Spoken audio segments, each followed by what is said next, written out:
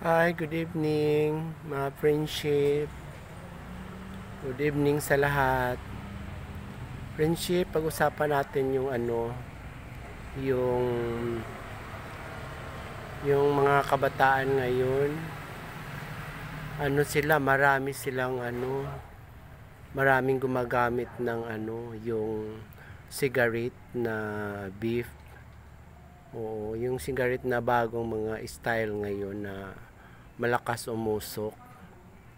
Yan, nagbibip sila. Kahit kahit 15 years old, 16 years old nagbibip. Pati yung mga babae, lalaki. Yan, nakikita ko kahit na mga estudyante nagbibip sila. Oo. Kasi kahit saan pwede ka makabili sa tabi-tabi mayroon mga binibintang mga beef product o sa cigarette. Oo. May mga flavor pa. Hala, masama daw yun, di ba? Mga friendship, yung nagbi-beef yung mga anak ninyo. Oo. Di ba heart attack yan, yung beef, nagbi-beef. Paano na yan? Hindi na umahaba ang buhay ng tao dahil gumagamit na sila ng nagbi-beef sila, cigarette. Oo. Paano yan, mga friendship? Ako nga, ingat nga ako dahil na ako, 61 years old na ako. Tapos, kailangan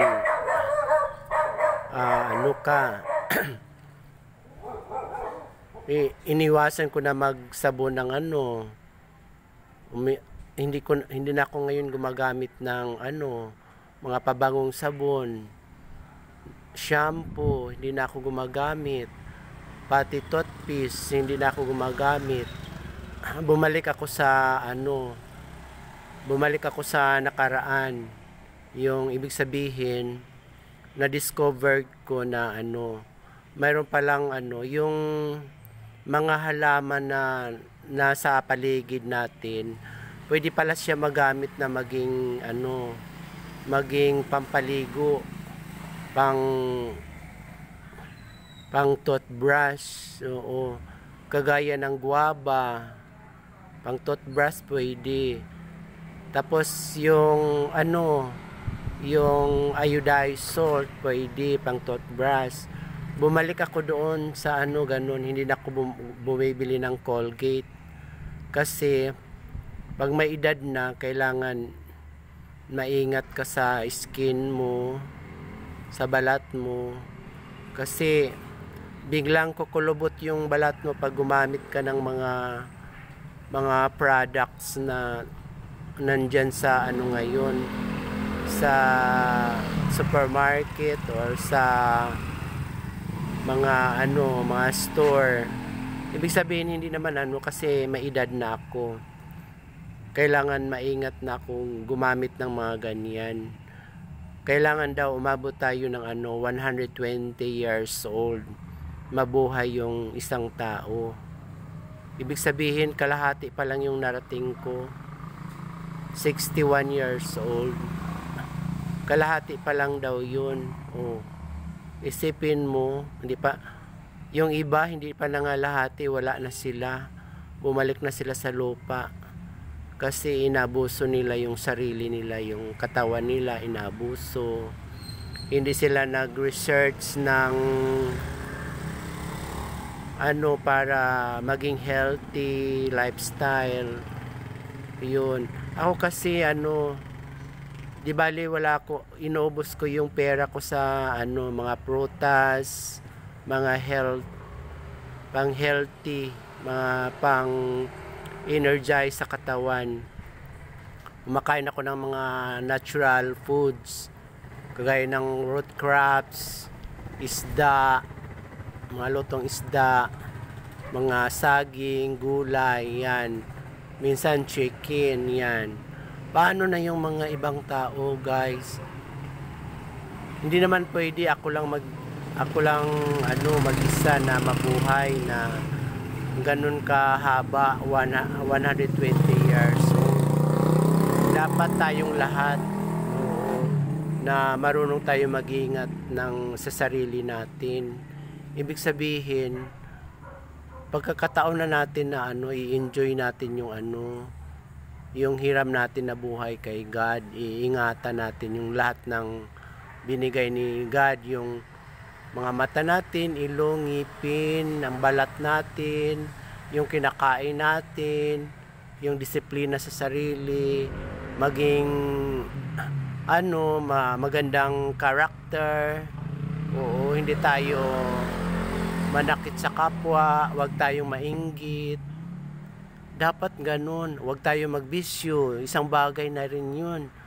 Para isipin mo, umabot ka ng kalahati, 61 years old. Tapos 120 pala ang minimum na mabuhay yung isang tao.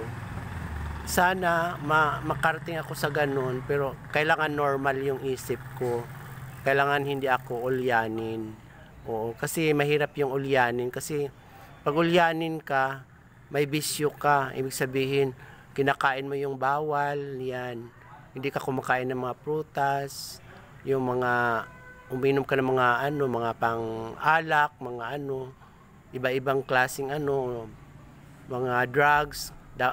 Maging ulyanin ka talaga kasi mawala yung memory ng utak mo, na dapat maintain na yung utak mo na walang sagabal, walang sakit, walang komplikado sa katawan mo. Dapat iingatan. Tapos dapat alam mo yung mga herbal na gamot na para sa sarili mo. Oo. Kailangan alam mo. Sana umabot tayo ng hindi ko alam kung aabot yung tao ng 200 years old. I-try ko. Kailangan mag-ingat ako sa sarili ko. I-try ko yung 200 years na kaya nga ang balat ko ngayon iniingatan ko, hindi na ako nagsasabon ng pabango, at saka yung mga lotion, mga shampoo, para hindi ako makalbo. Oo, kailangan yung Colgate ko mga halaman, guava, iodized salt. Yung sabon ko pinakulo, yung yung gamit ko, yung pampaligo sa katawan, yung mga halaman din na lantana, pinapakuluan ko yung lantana, tapos pinapalamig ko, yun ang ko sa katawan ko, ihilod sa buhok ko. Wala nang shampoo para maingatan yung balat natin. Oo, ibig sabihin para tingnan natin kung sa 60 years old hindi pa naman kulubot yung balat ko. Tingnan natin sa 120 years kung paano i-experiment ko ang sarili ko na kung kukulubot talaga ang balat ko 120 years old. Kailangan may kulubot man, pero hindi masyadong kailangan may laman. Kailangan i-maintain yung pagkain ng mga root crops, prutas, isda, walang bisyo, bawal yun. Itatry natin kung aabot ba ako ng 200 years. O kalahati pa lang ako ngayon, 61 pa lang ako. Kaya ingat na ingat ako, pero lahat ng prutas na nandyan sa sa mga naka-display, binibili ko prutas, especially sa yung latundan at saka saba. Yan ang kinakain ko, avocado, pinya, dragon fruits, yan, mango, sweet mango.